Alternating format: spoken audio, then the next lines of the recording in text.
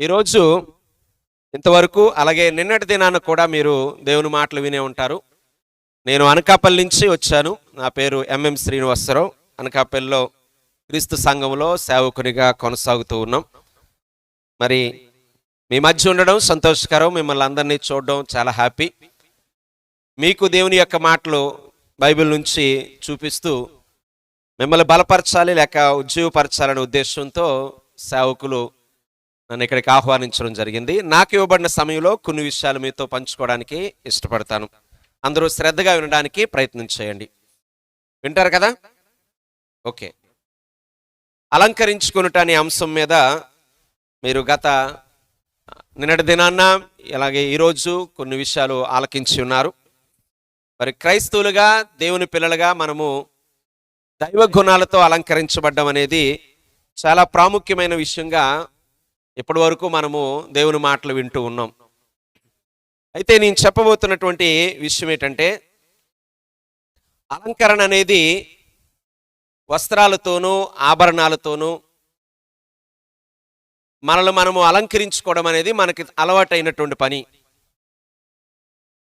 విలువైనటువంటి వస్త్రాలు కొనుక్కుంటాం, కొంచెం కాస్ట్లీ బట్టలు కొనుక్కుంటాం, కాస్ట్లీ నగలు కొనుక్కుంటాం, ఇంకా అవసరమైనటువంటి ఆయా వస్తువులతో మనల్ని మనం అలంకరించుకోవడం అనేది మనకు తెలుసు. అలంకరించుకున్న తర్వాత మనము ఎలాగున్నామో మనల్ని మనము చూసుకుంటామా చూసుకోమా? షర్ట్ వేసుకున్న తర్వాత లేక డ్రెస్ వేసుకున్న తర్వాత, ఏదైనా మెల్లోకి చైన్ వేసుకున్న తర్వాత, ఏదో మనం షూ వేసుకున్న తర్వాత, ఇలాగ మనల్ని మనం అలంకరించుకున్నాక మనల్ని మనం చూసుకుంటామా చూసుకోమా? చూసుకోం కదా? చెప్పట్లేదు ఎవరు? చూసుకుంటామా చూసుకోమా? చూసుకోవడానికి ఎక్కడికి వెళ్తాం? అద్దం ముందుకి. ఓకే. ఎవరింట్లో అద్దం లేదు? మీ ఇళ్ళల్లో ఎవరింట్లో అద్దం లేదు? ఎవరింట్లో అద్దం లేకపోవడం ఉండదు కదా? అందరి ఇళ్లలో కూడా ఏముంది? అద్దం ఉంది. ఆ అద్దంలో మనం ఖచ్చితంగా మనల్ని మనం అలంకరించుకున్నాక ఏం చేస్తాము? చూస్తాం. మనం బాగున్నామో లేదో చూసుకుంటాం. అది ఒకటైతే, రెండవదిగా ఇతరులు మనల్ని చూడమని చెప్తాం. బాగుందా? నేను వేసుకున్న డ్రెస్ బాగుందా లేదా? నేను వేసుకున్నటువంటి ఆ నగలు బాగున్నాయా లేదా? నాకు నప్పిందా లేదా అని ఇతరులు కూడా అడిగి మరి అది బాగుందో లేదో తెలుసుకోవడానికి ప్రయత్నము చేస్తాం. అది రెండో పని. ఒకటి మనల్ని మనం చూసుకుంటాం, రెండవది పక్క వాళ్ళు అడుగుతాం. అడగరా మీరు ఎప్పుడును? అడుగుతాం, ఖచ్చితంగా అడుగుతాం. స్త్రీలైతే ఎక్కువ అడుగుతారేమో.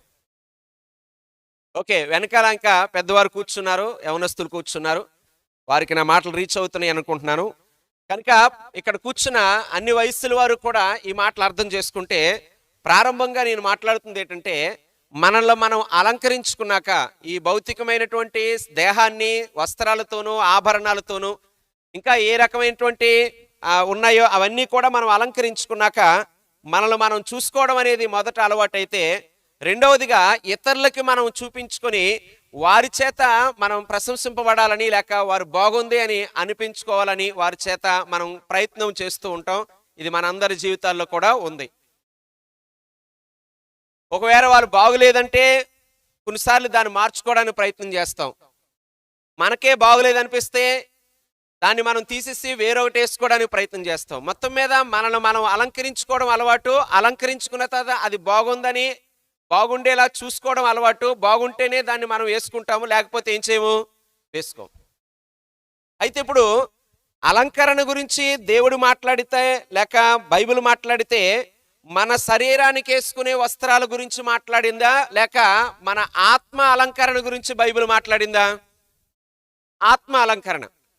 శరీరానికి వేసుకునే వస్త్రాలు శరీరాన్ని అందంగా కనుపరుస్తాయి, మనల్ని అందంగా చూపిస్తాయి. ఇప్పుడు అలాగే ఆత్మకు కూడా అలంకరణ ఉంది. ఆత్మ అంతరంగం కూడా అలంకరించుకోవలసి ఉంది. అది ప్రాముఖ్యమైన విషయమని దేవుని యొక్క వాక్యము లేక దేవుడు మనకి తెలియజేస్తున్నాడు. మరి ఈ రోజున వాక్యం అనేటువంటి ఈ యొక్క అర్థంలోకి మనల్ని మనం చూసుకునేటప్పుడు ఆత్మ అలంకరణే మనకు కనిపిస్తే తప్ప ఈ శరీర అలంకరణ గురించి ఇక్కడ మనకి కనిపించదు. అలాగే అలంకరించుకున్న మనము ఆత్మ సంబంధంగా అలంకరించుకున్న మనము మన చుట్టూ ఉన్న జనాంగానికి లేక మన చుట్టూ ఉన్న సోదరి సహోదరులకి మనం కనబడుతున్నప్పుడు ఆ ఆత్మ అలంకరణ కూడా వాళ్ళు చూస్తారు. దాన్ని బట్టి వారు మనల్ని మంచి చెడు అని చెప్పడం అనేది జరుగుతుంటుంది. అంటే భౌతిక సంబంధమైన అలంకరణ ఉంది, ఇంకోటి ఏం అలంకరణ ఉంది? ఆత్మ సంబంధం. కనుక ఇప్పుడు మనం గమనించాల్సిన విషయం ఏంటంటే, దేవుని యొక్క వాక్యంలో ఒక విషయం, యేసు ప్రభు వారి యొక్క జీవన విధానంలో ఒక మాట చెప్పబడింది. చూడండి ఒకసారి, లోకాసు వార్త 16 అధ్యాయం 15 వచనంలో ఈ వాక్యం రాయబడి ఉంది. లోకాసు వార్త 16 అధ్యాయము 15 వచనం. ఒక సందర్భంలో ఈ రకంగా రాయబడిన మాట మనం గమనిస్తే, ఎవరిని చదవండి. లోకాసు వార్త 16 అధ్యాయం 15 వచనం.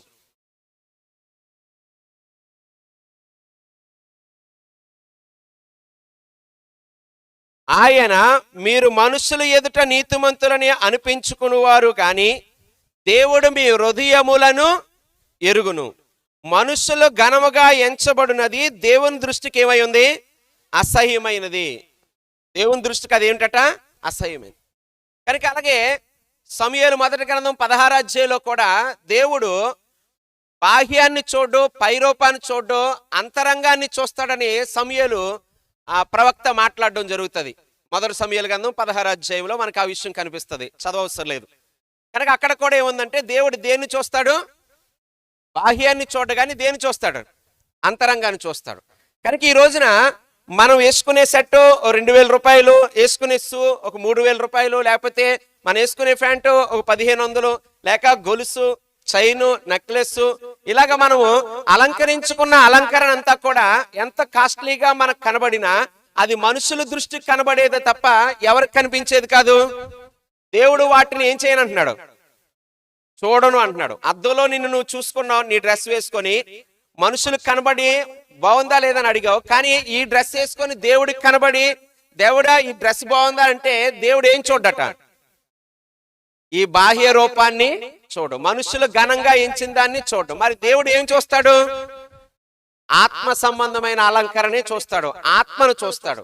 మరి ఆత్మని అలంకరించుకోవడానికి ఏ వస్త్రాలు ఉన్నాయి, లేకపోతే ఏ రకమైనటువంటి వస్తువులు ఉన్నాయని మనం ఆలోచన చేస్తే, ఇప్పటి వరకు దైవజనులు అనేకమైనటువంటి విషయాలు మీకు తెలియజేస్తూ, దేవుని గుణములే మనకి అలంకరణ, దేవుని గుణములే మనకి వస్త్రాలు, దేవుని గుణ లక్షణాలే మన యొక్క ఆభరణాలు అని బైబిల్ స్పష్టంగా తెలియజేస్తుంది. దేవుని గుణాలే మన ఆత్మకి అలంకరణ, దేవుని గుణములే మన యొక్క ఆత్మకి వస్త్రాలట, దేవుని గుణాలే మన యొక్క ఆత్మకి ఆభరణాలట. అవే మనం ఆత్మలో ధరించుకోవాలనేది దేవుని వాక్యం స్పష్టంగా తెలియజేస్తుంది. ఒకవేళ అవి ధరించుకుంటే ఎవరికి కనబడతాం? దేవుడు కనబడదు. ఇప్పుడు వస్త్రాలనికి ప్యాంటు, షర్టు, షూ అని, లేక చూడీదార్ అని, చీర అని, లేకపోతే ఇంకా గాగ్రా అని, ఇలాగ చాలా వస్త్రాలు ఉన్నాయి. అలాగా మరి ఆత్మకి వస్త్రాలు చాలా ఉన్నాయి. అవి ధరించినప్పుడే మనం దేవునికి కనబడతాము, దేవుని యొక్క దృష్టిలో మనం పడతాము. అప్పుడు దేవుడు మన బాగుందో బాగోలేదనేది చెప్తాడు. అయితే ఇప్పుడు మనము చాలా మట్టుకు మనం ఏం చేస్తున్నాం అంటే, బయట వస్త్రాలు వేసుకొని బాగున్నామా లేదా అని చూసుకోవడానికి ఎక్కువ ప్రాధాన్యతనిస్తున్నాం. కానీ ఆత్మకి అలంకరణ చేసుకొని, ఆత్మకి వస్త్రాలు వేసుకొని, ఆత్మకి ఆభరణాలు వేసుకొని నేను బాగున్నానా లేదా అని దేవుని ముందుకు వెళ్ళడానికి, దేవుని దృష్టికి వెళ్ళడానికి చాలా మంది ప్రయత్నము చేయట్లేదు. అది చెయ్యాలనేదే ఈ యొక్క అంశం యొక్క ఉద్దేశం. ఎక్కువగా విలువైనటువంటి విధానంలో మనం కనబరుచుకోవడానికి ప్రయత్నం చేయాలి దేవుడి ముందు. ఒకసారి ఇది అర్థం చేసుకోవడానికి మరొక మాట మీకు చూపిస్తాను. సామెతల గ్రంథము 3వ అధ్యాయము. ఈ వచనాలు మీకు ఆల్రెడీ చదివే వినిపించుంటారు. 2 రోజుల నుంచి మీకు ఆ వచనాలు పదే పదే చదివిస్తూ ఉండొచ్చు. మరొకసారి ఈ మాటలు మీకు నా యొక్క అంశానికి సందర్భంగా మీకు చూపిస్తున్నాను. సామెతల గ్రంథం 3వ అధ్యాయము, పేజీ నెంబర్ ఎంత? ఓకే, తీసారైతే 3వ అధ్యాయము మొదటి 3 వచనాలు నేను చదువుతాను, చూడండి. నా కుమారుడా, నా ఉపదేశమును మరువకము, నా ఆజ్ఞలు హృదయపూర్వకంగా గైకొనుము. అవి దీర్ఘాయువును సుఖజీవంతో గడుచు సంవత్సరములను శాంతిని నీకు కలుగు చేయును. దయను సత్యమును ఎన్నడూ నిన్ను విడిచిపోనీకుము. వాటిని ఎలా ధరించుకోవాలట? కంఠభూషణం అంటే ఈ ఫ్రంట్ లైన్లో మీకు తెలుసా కంఠభూషణం అంటే? తెలియదు కదా. మెల్లో వేసుకునే హారం, నెక్లెస్. కంఠం అంటే ఈ మెడకి వేసుకునేటువంటి ఆభరణం. ఏం కనిపించాలి? కంఠభూషణంగా మెడకేసుకునే హారంలా ఏం కనిపించాలి? నిజంగా గోల్డ్ తో చేయించుకునే, డైమండ్ తో చేయించుకునే మెల్ల వేసుకుంటే ఎవరికి కనబడకుండా దాచుకుంటారా? ఇది మామూలుగా చూపిస్తారా?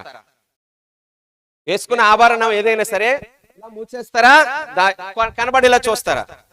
కనబడేలా చూస్తారా? నీ వేసుకునే గొలుసు, లేకపోతే వేసుకునే నెక్లెస్, నీ వేసుకునేటువంటి హారము చూడండి అంట, చూపించేలాగా కనబడేలాగా వేసుకుంటారు. కానీ ఇప్పుడు ఏం వేసుకోవాలట? దయను, సత్యమును, నిజాయితీ. దయ అనే గుణాన్ని, నిజాయితీ అనే గుణాన్ని, సత్యం అనే గుణాన్ని మనం ఎలా వేసుకోవాలట? ఒక కంఠభూషణంలా, ఒక హారంలా వేసుకొని మనము కనబడే విధానంలో ఆ దయాలుత్వాన్ని, ఆ యొక్క నిజాయితీని మనం కనపరిస్తే నిజంగా ఆ ఆభరణము లేక అలంకరణ ఎవరికి కనిపిస్తుంది? దేవుడికి కనిపిస్తుంది. అంటే ఇప్పుడు నువ్వు నేను ధరించుకోవలసిన ఏంటి, అలంకరించుకోవాల్సిన ఏంటి? మన శరీరానికి వస్త్రాలు కాదు. మన శరీరానికి వస్త్రాల కంటే ముఖ్యము ఈ వస్త్రాలు దేనితో మనం అలంకరించుకున్నా మన దేహాన్ని కప్పుకోవడానికి మాత్రమే. కానీ ఇప్పుడు మనం ధరించుకోవలసింది, అలంకరించుకోవలసింది దేన్ని అంటే ఆత్మని. ఆత్మని దేంతో అలంకరించుకోవాలంటే దేవుని గుణములతో అలంకరించుకోవాలి. ఆ దైవ గుణాలే వస్త్రాలుగా, ఆ దైవ గుణాలే ఆభరణాలుగా బైబిల్ మనకు చెప్పడం జరుగుతుంది. ఇక్కడ ఆభరణం అని రాయబడి ఉంది, కంఠభూషణం అనే ఆభరణం. ఏ గుణాన్ని కంఠభూషణం అనే ఆభరణంగా చెప్పబడింది? ఏ గుణం అండి? దయను, సత్యము అనే గుణము ఎలా ధరించుకోవాలట? కంఠభూషణం అనే హారంగా మనం అలంకరించుకోవాలి. ఇంకా మనం కొత్త నిబంధనలో పేతురు మొదటి పత్రిక 5వ అధ్యాయము 4వ వచనం, 4-5 వచనాలు. పేతురు మొదటి పత్రిక 5వ అధ్యాయము, పేజీ నెంబరు అంటే తీయలేదన్నమాట, తీస్తే చెప్తారు. 217. ఓకే, 4వ వచనం, 5వ వచనం చదువుతాను చూడండి. పేతురు మొదటి పత్రిక 5వ అధ్యాయం 5వ వచనం. చిన్నలారా, మీరు పెద్దలకు లోబడి ఉండుడి, మీరందరూ ఎదుటివాని ఎడల దేన మనస్సు అను వస్త్రం. ఏ వస్త్రం ఇది? దేన మనస్సు అనే వస్త్రాన్ని ఏం చేయాలట? ధరించి. కనుక ఇప్పుడు ఒక వైట్ షర్ట్ నేను నా శరీరానికి వేసుకున్నాను, ఒక వైట్ షర్ట్ నేను శరీరానికి వేసుకున్నాను, ఇది ఒక వస్త్రం. కానీ ఇప్పుడు ఆత్మకి వస్త్రం ఏంటి? ఇక్కడ రాయబడిన మాట ప్రకారంగా దేన మనస్సు అనే వస్త్రం, దేనత్వం అనే వస్త్రం నీ ఆత్మకు నువ్వు ధరించుకోవాలి. దానితో నిన్ను నువ్వేం చేసుకోవాలి? అలంకరించు. ఇది ఎవరు చూస్తారు? దేవుడు చూసి. అంటే మనం వేసుకునే డ్రెస్ మనల్ని మనం అద్దంలో చూసుకుంటాం, మనం వేసుకునే డ్రెస్ ఇతరులకు చూపించి మనం బాగున్నావా లేదని చెప్పుకుంటాం. ఈ రెండు ఈ వస్త్రాలు చూస్తారు, ఈ వస్త్రాల వరకే పరిమితం. కానీ దేవుడికి నువ్వు ఏ షర్ట్ వేసుకున్నావు, ఏ ప్యాంట్ వేసుకున్నావు, అది ఎంత కాస్ట్లీ కాదు. నువ్వు ఎంత దీనంగా ఉన్నావో, ఎంత దయాహృదయంతో ఉన్నావో, ఎంత నిజాయితీగా ఉన్నావో, అబద్ధం ఆడకుండా ఎప్పుడు నిజం పలికే వ్యక్తిగా ఉన్నావా, అబద్ధం ఆడే వ్యక్తిగా ఉన్నావా అనేటువంటిది ఎవరు గమనిస్తూ ఉంటారు? ఆ వస్త్రాన్ని లేక ఆ ఆభరణాన్ని మనం ఏం చేసుకోవాలట? ధరించుకోవాలి. ఈ రోజు ఎందుకు మనము ఆత్మ సంబంధమైనటువంటి ఆ వస్త్రాలు వేసుకోవడానికి ఇష్టపడట్లేదు? ఎందుకు దీనత్వాన్ని ధరించుకోవడానికి మనుషులు ఎందుకు ఇష్టపడట్లేదు? దయ అనే వస్త్రాన్ని వేసుకోవడానికి ఎందుకు ఇష్టపడట్లేదు? అసలు అలాంటి గుణాల్ని ఎందుకు సంపాదించుకోవడానికి మనుషులు కోరుకోవట్లేదు అనంటే, లోకంలో అలాంటి జీవితాన్ని జీవించే వారిని అంతగా అభినందించట్లేదు. ఒక వ్యక్తి గొప్పగా డ్రెస్ వేసుకుంటే అభినందిస్తున్నారు, మంచి కాస్ట్లీ డ్రెస్ వేసుకుంటే ఇంకా బాగా పొగుడుతూ ఉన్నారు.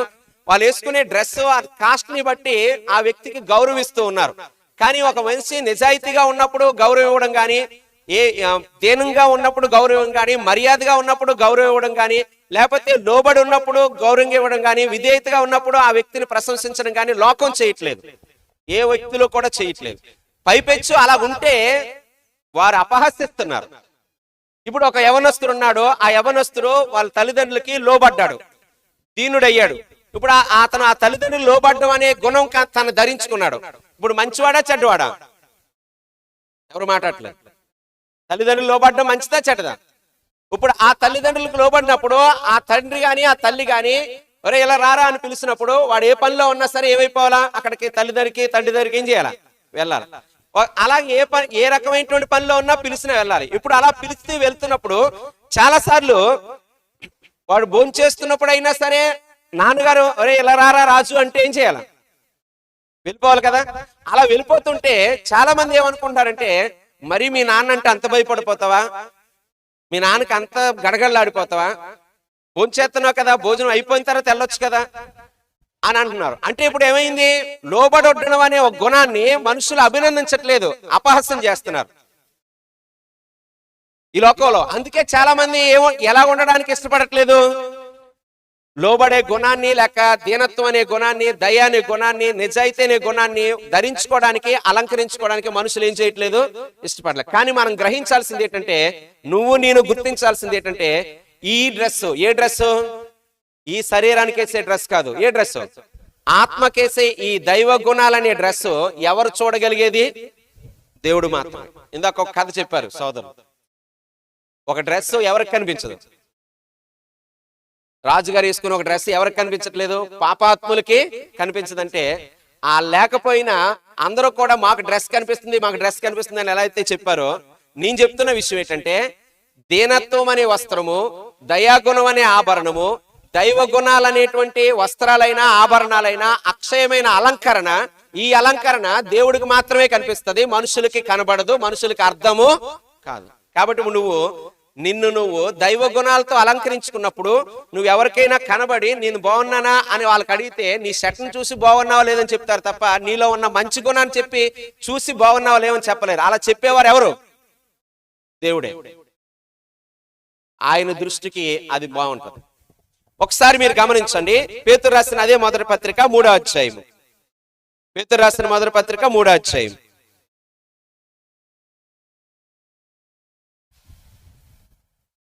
3వ వచనం. జడలు అల్లుకొనుటయు, బంగారు నగలు పెట్టుకొనుటయు, వస్త్రములు ధరించుకొనుటయు నన్ను వెలుపటి అలంకారం మీకు అలంకారముగా ఉండక, సాధువైనట్టియు మృదువైనట్టియునైనా గుణమును అక్షయ అలంకారము గల మీ హృదయపు అంతరంగ స్వభావం మీకు అలంకారముగా ఉండవలెను. అంతటితో అయిపోలేదు వచనం. మరో మాట ఉంది అక్కడ, మరో మాట ఉంది. అది దేవుని దృష్టికి మిగుల విలువ గలది. హైలీ కాస్ట్లీ డ్రెస్ ఎవరు వేసుకున్నారు ఇక్కడ? నా డ్రెస్ 15,000 అండి అన్న వాళ్ళు ఎవరైనా ఉన్నారు ఇక్కడ? చేయొద్దండి. ఉన్నారా? ఎవరు వేసుకోలేదు కదా. మా అయితే 2,000 పైనుంచి 3,000 పైనుంచి అగా ఎవరో చేయెత్తారు. 15,000 అట్ట ఎవరిదో డ్రెస్.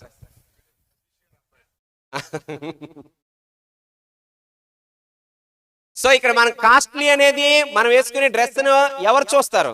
బ్రాండెడ్ షూ అయితే 200కి ఉంది, 1000 రూపాయలకు ఉంది, 3,000కి ఉంది, 5,000కి ఉంది, 6,000కి ఉంది. అది వేసుకునే బ్రాండ్ని బట్టి ఉంటుంది.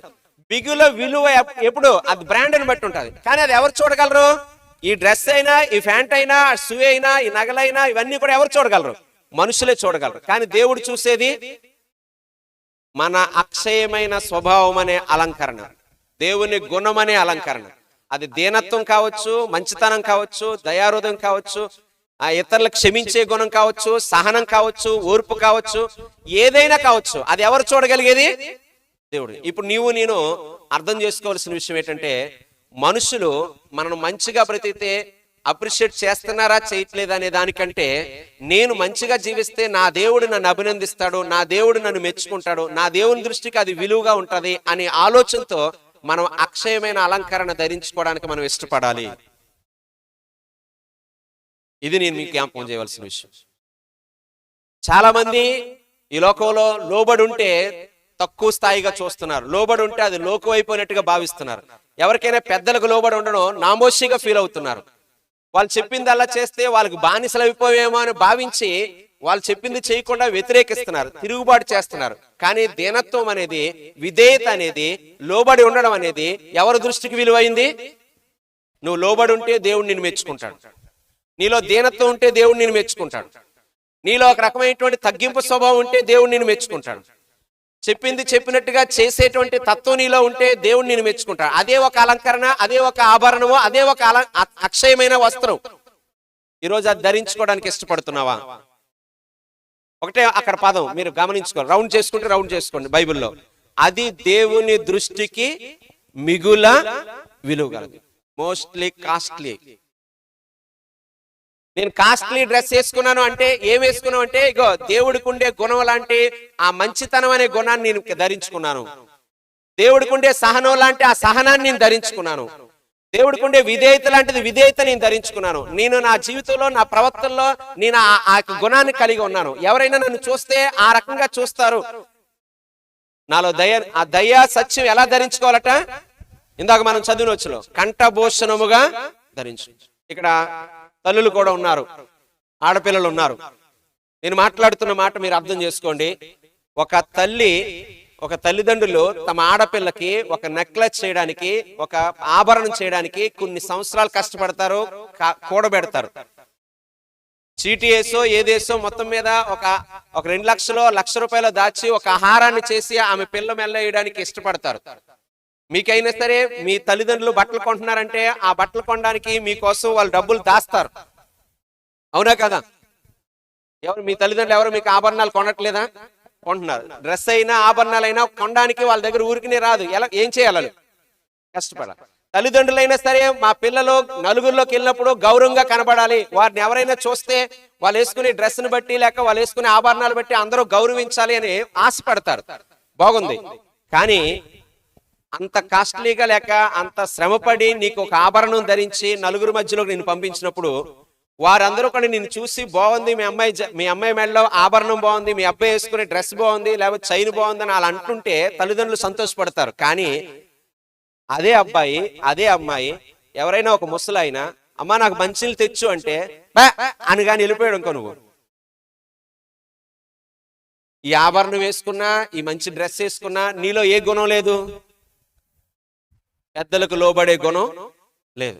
అప్పుడు నువ్వు ఇక్కడ మనుషుల దృష్టిలో మంచి డ్రెస్ వేసుకున్నందుకు, మంచి ఆభరణం వేసుకున్నందుకు మనుషులు పొగడొచ్చేమో, కానీ పైనుంచి దేవుడు నిన్ను చూసి ఈ కుమార్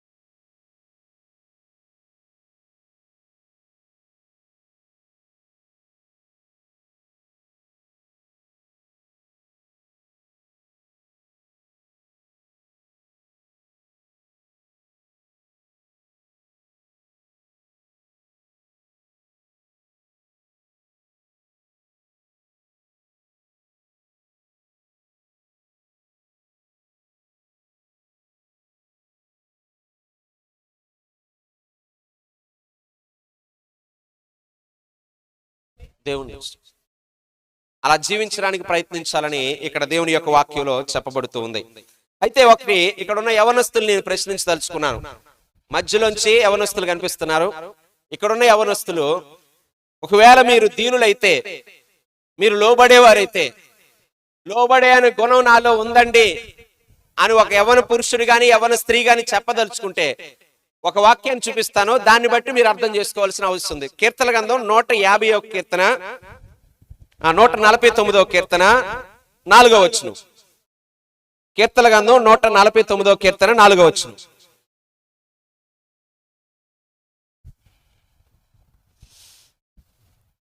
నూట 49వ కీర్తన 4వ వచనం. Page number 530. ఓకే, అందరు తీసారైతే చదవండి ఎవరైనా.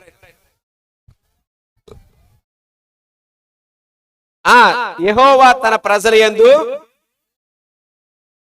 వినబట్లేదు, గట్టి చదవట్లేదు. ప్రీతి గలవాడు, ఆయన దీనులను రక్షణతో.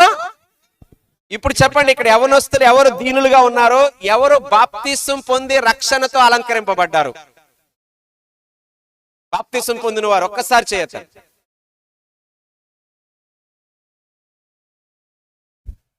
అంటే ఇంకా కొంతమంది యవనస్తులు బాప్తిసంతో రక్షణతో తమను తాము ఏం చేసుకోలేదు, అలంకరించుకోడు. వాక్యం తెలియక, యేసు ప్రభు గురించి అర్థం కాక, ఆయనే మన పాపానికి పరిహారము, ఆయనే మన పాపాల నిమిత్తం శిక్ష అనుభవించాడు, ఆయనే మనల్ని పాపం నుంచి విమోచించేవాడు అనే సంగతి అర్థం కాక ఎందుకు పొందలేదు? ఇంకా ఎందుకు ఇంకా రక్షణతో నిన్ను నువ్వు అలంకరించుకోలేదు? కనుక ఒకవేళ నేను ఆత్మ సంబంధంగా అలంకరింపబడాలనుకుంటే, దేవుని దృష్టికి విలువ కలిగినటువంటి అలంకరణలో ఉంచాలనుకుంటే, మొట్టమొదట నువ్వు అలంకరించుకోవాల్సిన అలంకరణ ఏంటంటే రక్షణతో నిన్ను నువ్వేం చేసుకోవాలట? అలంకరించుకోవాలి. అంటే మొదట వాక్యాన్ని అంగీకరించి బాప్తిసం పొంది రక్షణలోకి ఏం చేయబడాలి? నడిపించబడాలి. ఇంత ప్రయాసంతో ఈ కార్యక్రమాన్ని ఏర్పాటు చేస్తున్న యొక్క ఉద్దేశం కూడా, మీలో దేవుని వాక్యానికి విధేయులు ఇంకా కాని వారు ఎవరైతే ఉన్నారో, వాక్యానికి సంపూర్ణ విధేయత కనుపరచలేని వారు ఎవరైతే ఉన్నారో, వారు తమను తాము దేవునికి అప్పగించుకొని తమను తాము రక్షణతో అలంకరించుకోవడానికి ప్రయత్నం చేయాలి బాప్తిసం అనే కార్యం ద్వారా. ఒకవేళ దేవుని ఎరగిన వారైతే వేరే విషయం, వాక్యాన్ని గురించి సంపూర్ణంగా తెలియని వారైతే వేరే విషయం. వారు తెలుసుకున్న తర్వాత అంగీకరిస్తారు. కానీ కొంతమంది తెలిసి కూడా, ఇంకా పూర్తిగా అవగాహన ఉండి కూడా ఇంకా బాప్తిసం కొరకు వెనకాడేవారుగా ఉంటారు. అంటే వారు బాప్తిసం పొందకపోతే వారు దీనులు కాదు, వాక్యానికి విధేయులు కాదు, వాక్యానికి లోబడలేదు. లోబడకపోతే వారు రక్షణ అనే అలంకరణతో అలంకరించబడలేదు. అవసరమా కాదా? చాలా మంది తల్లిదండ్రులు ఏం ఆశపడతారంటే, మా అబ్బాయి చర్చికి వెళ్తున్నాడు, మా అమ్మాయి చర్చికి వెళ్తుంది, చర్చికి వెళ్తున్నారు. కానీ ఎన్నాళ్ళు రక్షణ లేకుండా, బాప్తిసం లేకుండా చర్చికి వెళ్తారు? వెళ్తే ఏం ఉపయోగం? నేను యవ్వనస్తులు ప్రశ్నిస్తున్నా. వయస్సు వచ్చిన వారు, మంచి చెడులు వివేచన కలిగిన వారు, మంచి ఏంటో చెడేంటో తెలిసిన వారు ఖచ్చితంగా ఏం పొందాల్సిన వారు ఉన్నారు? రక్షణ అనే అలంకరణ వారికి అవసరం. రక్షణతో తమను తాము అలంకరించుకోవడం అవసరం. లేదంటే మనము వృధా ప్రయాసతో వెళ్తున్నారు. కనుక బాల్య వయసులోనూ లేక శిశువులుగా ఉన్నప్పుడు లేక ఆ మంచి చెడ్ల వివేచన లేని స్థితిలో ఉన్నవారు బాప్తిసం అనే కార్యక్రమానికి నడిపించబడలేరు. వారి గురించి మనం మాట్లాడుకోవట్లేదు. కానీ మంచి చెడ్ల వివేచనతోటి యవ్వన స్థితిలో ఉన్నవారు, దేవుని యొక్క వాక్యాన్ని ఎరిగిన వారు మాత్రము రక్షణ విషయంలో వెనక వేయడము నిజంగా మనము దేవుణ్ణి దూరం చేసుకోవడమే. ఒకవేళ తల్లిదండ్రులుగా ఇక్కడ ఎవరైతే ఉన్నారో వారి యవ్వన పిల్లల కోసం దాని గురించి ఆలోచన చేయాల్సి ఉంది. ఒకవేళ యవ్వనస్తులుగా ఇక్కడ ఎవరైతే ఉన్నారో నిన్ను నువ్వు ఆలోచన చేసుకోవాల్సి ఉంది. ఎందుకు నేను రక్షణ అనేటువంటి వస్త్రంతో నన్ను నేను అలంకరించుకోలేదు?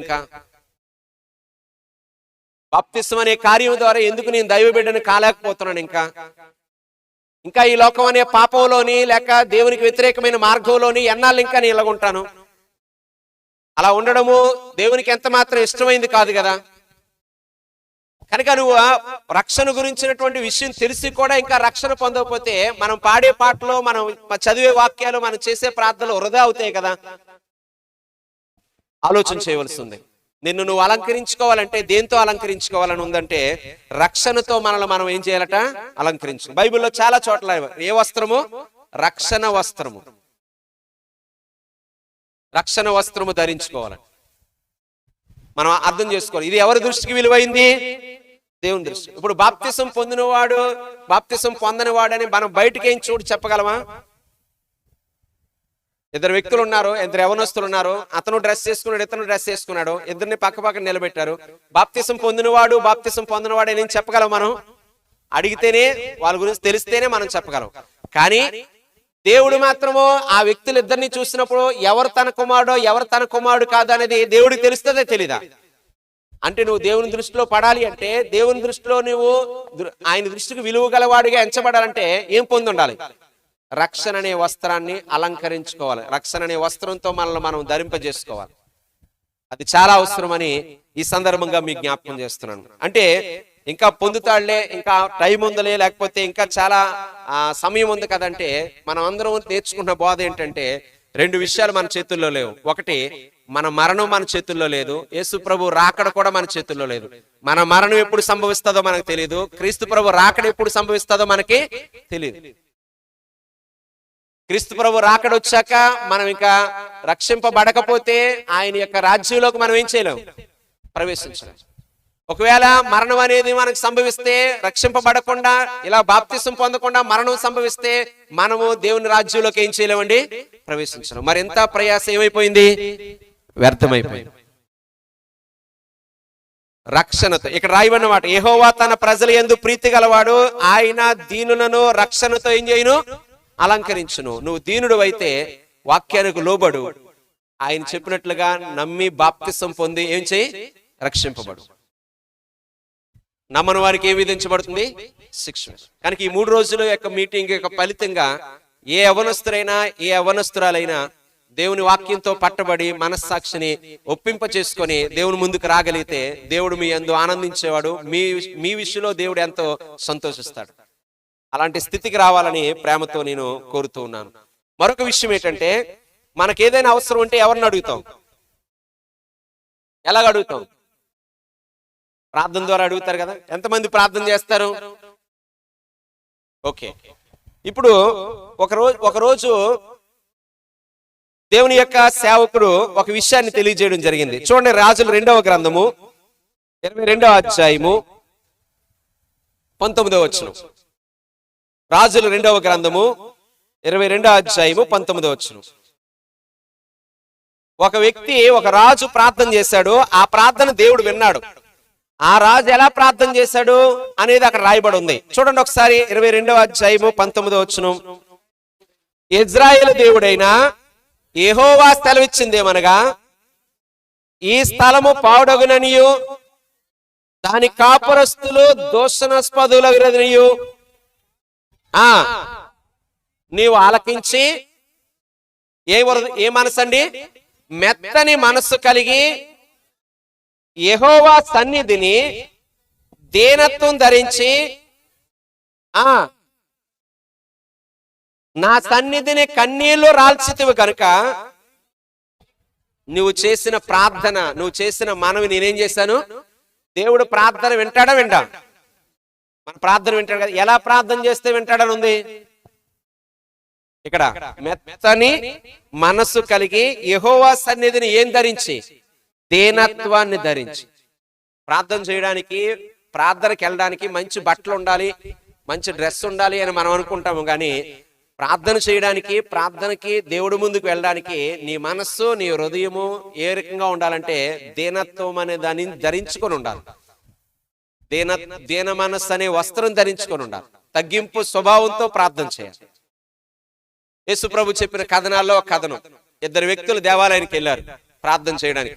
ఒకరేమో దేవాలయం లోపలికి వెళ్ళాడు, ఒకరేమో ఎక్కడున్నాడు, దేవాలయం బయట ఉండి అక్కడ కన్నులెత్తుటికైనను, ఆకాశం వైపు కన్నులెత్తుటికైనను అతనికి ఏం చాలేదట, ధైర్యం చాలక రొమ్ము కొట్టుకొనుచు పాపినైన నన్ను కరుణించని ఆయన ప్రార్థన చేశాడు. లోపలికి వెళ్ళిన ఆయన అహంకారంతో, గర్వంతో, తను గొప్ప భక్తిపరుణ్ణని, తానే నీతిమంతుడని అనుకుంటూ, నేను ఎంతల కంటే గొప్పగా నీతిగా బతుకుతున్నాను అనుకుంటూ బయట ఉన్న ఆ సుంకరిని కూడా చిన్న చూపు చూస్తూ ఆయన ప్రార్థన చేశాడు. కానీ ఆ ప్రార్థన ఎవరు వినలేదు.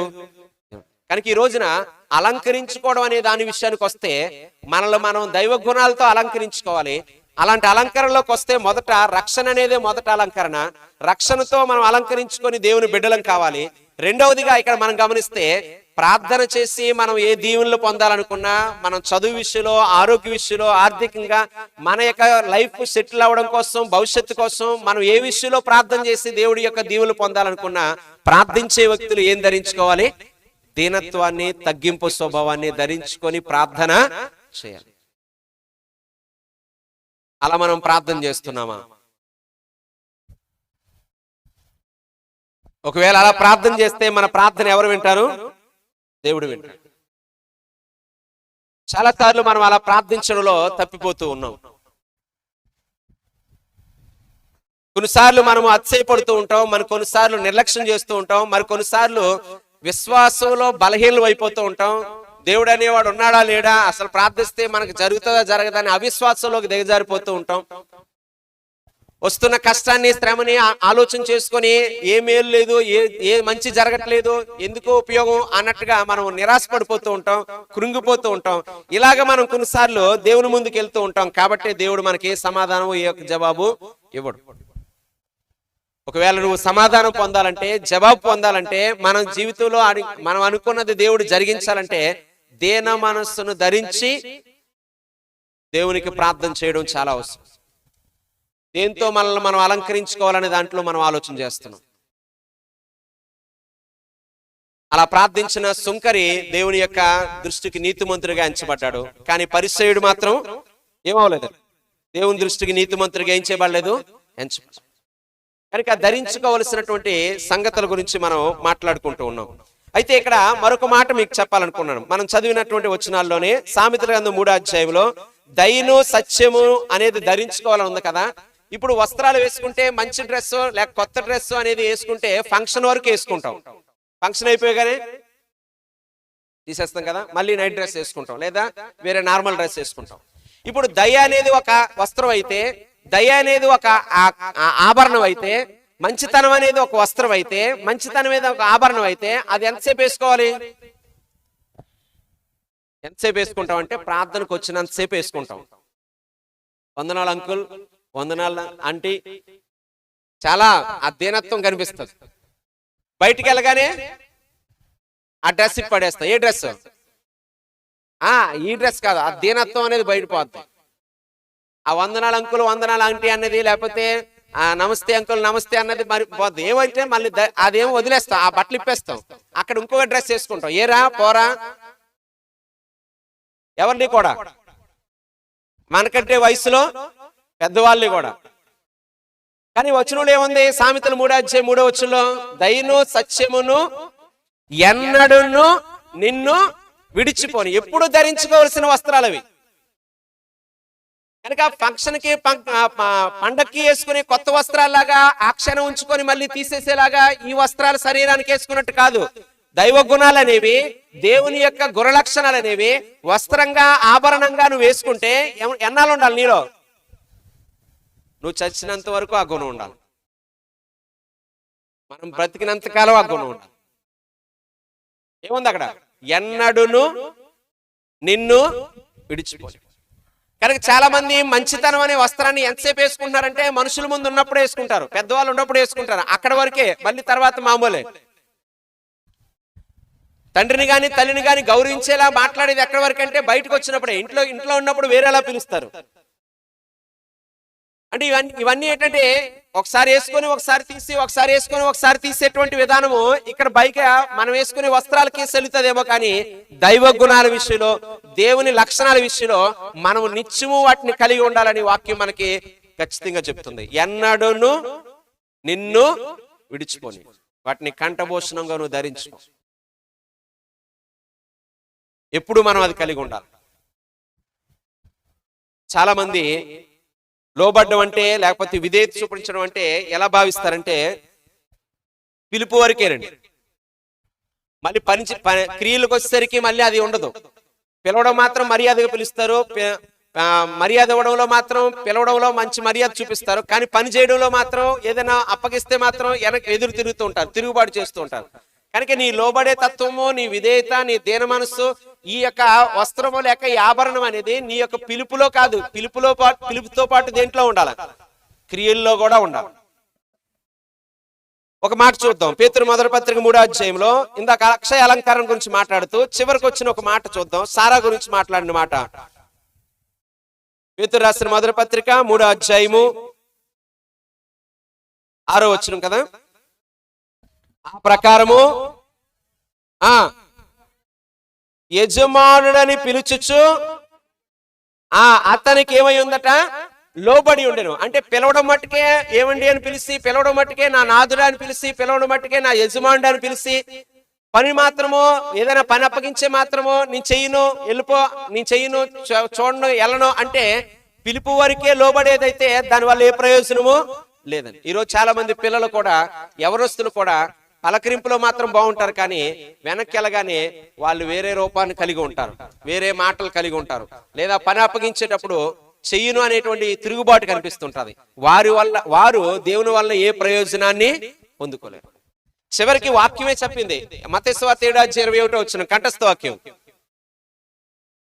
7:21, ప్రభువా ప్రభువా అని నన్ను పిలిచి ప్రతివాడు పరలోక రాజ్యంలో ప్రవేశించలేని, పరలోకమందున నా తండ్రి చిత్త ప్రకారం చేయువాడే. కనుక నేను యేసు ప్రభుని ప్రభువా అని పిలిచినంత, పిలుపులో చూపించినంత మాత్రాన్ని సరిపోదు. నాన్నగారు అంటారు చాలా మంది, డాడీ అంటారు, కానీ ఏదైనా పని చెప్తే మాత్రం ముఖం చాటేస్తారు. అంటే లోబడేది ఎక్కడ కనిపిస్తుంది? పిలుపులో కనిపిస్తుంది. ఈ పిలుపులో కల్పించే లోబడే తత్వము దేవునికి ఇష్టమైంది కాదని. పిలుపుతో పాటు మర్యాదతో పాటు పనిలో కూడా కనిపించాలి. నువ్వు నీ తల్లిదండ్రులు లోబడుతూ ఉన్నా, లేకపోతే పెద్దలైన వారికి లోబడుతూ ఉన్నా, నీ ఉపాధ్యాయులకు లోబడుతూ ఉన్నా, సేవకులకు లోబడుతూ ఉన్నా, సంఘంలో నీకంటే వయసులో పెద్దలైన వారికి నువ్వు లోబడి బతకాలనుకున్నా, అది నిత్యము నువ్వు కలిగి ఉండాల్సిన అలంకరణ, నిత్యము నువ్వు కలిగి ఉండాల్సిన ఆభరణము. అది పిలుపు మట్టుకే పరిమితం కాకుండా క్రియల వరకు కూడా అది వెళ్తేనే అది నీకు ప్రయోజనకరం. నాకైనా నీకైనా అది ప్రయోజనకరం, మేలు చేసేది. ఆలోచన చేయండి, మనం ఏమాత్రం వరకు అలాగ మనం చేస్తున్నాం. కొన్నిసార్లు మనం తప్పిపోవడానికి కారణము, లేక అనేక విషయాల్లో మనం వెనకబడడానికి కారణం ఏంటంటే, మనం చేసేటువంటి ఆ పని చాలా విషయాల్లో మనల్ని తప్పుతావుకి నడిపిస్తూ ఉంది. ఎదురు తిరగడం కానీ, తిరుగుబాటు చేయడం కానీ, ఇంకా అనేకమైనటువంటి విషయాలు మనల్ని తప్పుతావుకి నడిపిస్తూ ఉంది. ఒకసారి ఆలోచన చేయాలని ఈ మాటలు మీకు జ్ఞాపకం చేస్తున్నాను. ఇక్కడ మరొక విషయాన్ని మీకు గుర్తు చేయవలసి ఉంది. ఏంటి అంటే, మనందరికీ మాదిరి ఎవరు? ప్రభు అయిన యేసుక్రీస్తు. మనందరికీ మాదిరి ఎవరండి? చెప్పట్లేదు ఎవరు. మళ్ళీ ఆర్ యు రెడీ? సౌండ్ తగ్గిపోయింది. మళ్ళీ ఆర్ యు రెడీ? సారీ, పిల్లలు ఎక్కువ మంది ఉన్నారు కాబట్టి పిల్లల్ని యాక్టివ్ చేయడానికి అలా చేశాను. ప్రసంగాల్లో మధ్యలో ఇలా చేయాలనే ఉద్దేశం కాదు. పెద్దవాళ్ళు అయితే వేరే విధంగా ఉంది, జస్ట్ వాళ్ళ కోసం. మనందరికీ మాదిరి ఎవరండి? యేసుక్రీస్తు. యేసుక్రీస్తు లోబడే ఉండే అనే వస్త్రాన్ని, లోబడే అనే ఆభరణాన్ని ధరించుకున్నవాడా? అలాంటివి గుణాలు ఏమో ఆయనలో లేవా? చెప్పట్లేదు ఎవరు. లోబడే గుణం ఆయనలో ఉంది కదా. లోకా సువార్త 2వ అధ్యాయము 51వ వచనం ప్రకారంగా ఆయన తన తల్లిదండ్రులకు ఏమై ఉన్నాడు? లోబడి ఉండేను. ఒకవేళ లోకంలో నువ్వు ఒకరికి లోబడి ఉండడం అపహాస్యంగా చూసినా, ఒకరి దగ్గర నువ్వు చెప్పినట్టుగా చేయడం అనేది ఇతరులు నిన్ను కించపరిచినట్టు చూసినా, అది దేవుని దృష్టికి విలువైంది కనుక నువ్వు మనుషుల దృష్టిని ఆలోచన చేయకు. మనుషుల దృష్టికి యోగ్యమైంది, లేక మనుషుల దృష్టికి ఘనమైంది, దేవుని దృష్టికి అసహ్యమైంది. దేవుని దృష్టికి గొప్పది మనుషుల దృష్టికి అసహ్యంగా ఉంటది. కాబట్టి మనం చూడాల్సింది, మనం చూపించుకోవాల్సింది, మనల్ని మనం దేవుని గుణాలతో అలంకరించుకొని మనం కనుపరుచుకోవాల్సింది ఎవరికండి? దేవుడికి.